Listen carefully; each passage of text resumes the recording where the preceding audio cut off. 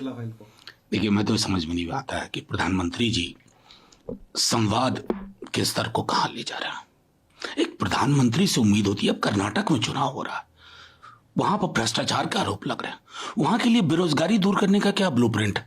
ये बात होगी ना कि कश्मीर फाइल्स, केरला स्टोरी, तो फिर अफवाह को क्यों छोड़ दिया? उस फिल्म का भी जिक्र कर लेते। उस फिल्म का अगर जिक्र करते तो शायद गवर्नेंस में भी फायदा होता, सबका साथ सबका विश्वास विकास वाली बात भी जमीन पे उतरती। असल में मुझे लगता है कि प्रधानमंत्री जी अक्सर ये भूल जाते हैं 140 करोड़ के देश के वो प्रधानमंत्री हैं, और उस श्रृंखला में है जो जवाहरलाल नेहरू से शुरू होती है, अटल जी, मनमोहन सिंह जी, उस श्रृंखला के अनुरूप प्रधानमंत्री जी का ये कहना, जैसे बजरंग दल को ट्विस्ट कर दिया, बजरंग बली। अरे महाराज, अगर इतना सानिध्य और नैकट्य है तो बोलते जय बजरंग दल, वो नहीं कहेंगे। तो कुल मिलाकर के मैं देख रहा हूं कि ये एक्ट्स ऑफ डेस्परेशन है, लेकिन ये उचित नहीं है लोकतंत्र के लिए। वैसे कांग्रेस किसी राज्य में कांग्रेस कह रही है, मैंने कुछ अलग तो कहा नहीं, बस मैं सिर्फ इतना कहना चाहता हूं कि प्रधानमंत्री जी, देश के हालात ठीक नहीं है। सरहद से लेकर के मणिपुर में क्या हो रहा है? आपके लोग कहते हैं कि कांग्रेस आएगी पावर में तो दंगा होगा। साहब, आप तो वहां सरकार में दंगे चल रहे हैं। 2 दिन बाद जागे गृह मंत्री जी। क्या ये प्रधानमंत्री जी के लिए चिंता का विषय नहीं होना चाहिए? या प्रधानमंत्री जी के पद का मतलब है इटरनल चुनाव प्रचारक?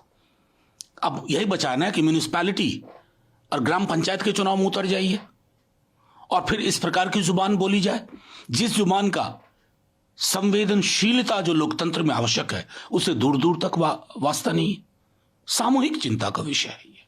तो चुनाव में हम देखते हैं कि आधी कांग्रेस जेल पे है, आधी बेल पे है, पीएफआई का साथ दे रहे हैं ये लोग, तो ऐसे लोगों को वोट क्या देना? मैं गिनाऊं नड्डा साहब कि जेल बेल वाले कितने आपने दल में शामिल करा लिए और सारे मुकदमे खत्म हो गए। और ताजा हालिया ये जो अडानी महामानव हैं उस पर बोलते नड्डा साहब, और आप तो बोलते बोलते ये कह गए कि 9 साल पहले तक भारत घुटने टेक के चलता। मानता हूं कांग्रेस से विरोध है, थर्ड फ्रंट के नेताओं से विरोध है, प्रधानमंत्रियों से, अटल जी को भी लपेट लिया।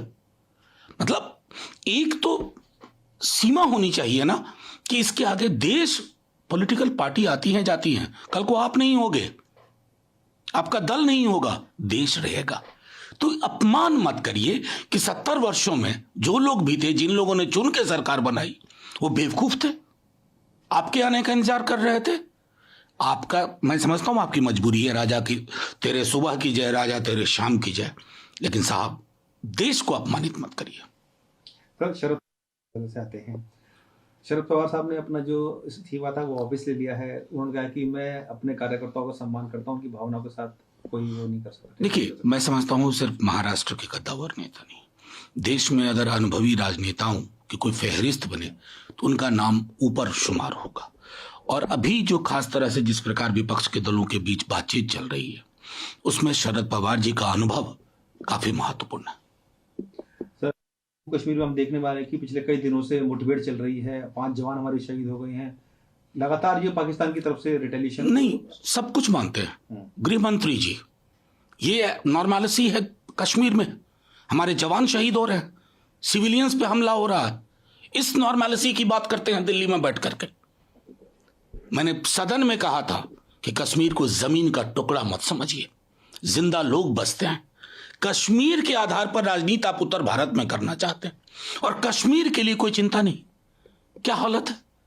जो जवान शहीद होते हैं ना, आप तो झंडे में लपेट के फूल माला डाल करके एक दिन निश्चिंत हो जाते हो, लेकिन जिन घरों के चिराग बुझते हैं, कभी उन घरों में जाकर के 6 महीने बाद, साल भर बाद देखी क्या, हर शहादत एक ट्रेल छोड़ के जाती है। आपने आज तक उस पर कोई काम नहीं किया।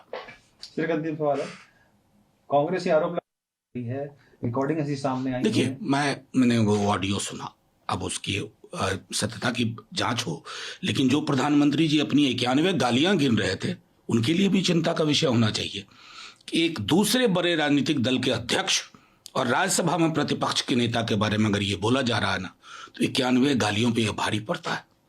अगर प्रधानमंत्री जी के अंदर संवेदना होगी तो इस पर जरूर बोलेंगे, ना सिर्फ बोलेंगे, कहेंगे कि ये गलत है और इस तरह के लोगों के मेरे दिल में कोई जगह नहीं है, न दल में न दिल में।